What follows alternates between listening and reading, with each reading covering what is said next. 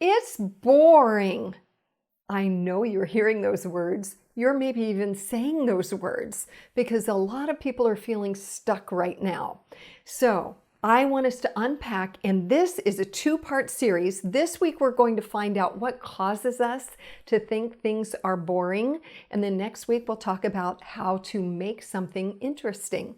But this week, let's just analyze for a moment. Okay. We'll say something is boring if, first of all, it's on this side of the pendulum. Something has become way too complicated and difficult.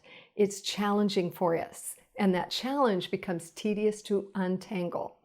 The other end of the pendulum, something will be boring and no longer interesting if it's way too easy. Then it's mundane, monotonous, and mind-numbing. Now, I was able to see this play out in front of my own eyes very recently. My 6-year-old grandson needed to be here for a couple of days, and I was helping him with his online coursework.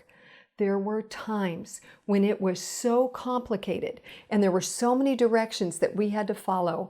Not only did he get lost, but I got lost, and there were those little words that just came tumbling out. It's boring.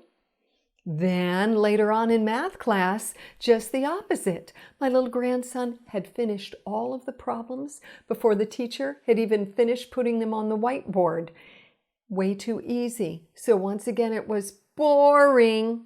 Our first step is just find out which side of the pendulum you're on when you hear yourself say, it's boring. Even leave a comment below. Tell us which camp you're in. But that's the way we'll begin to move forward and begin to make things less boring. There you have it, my 2 cents in these 2 minutes.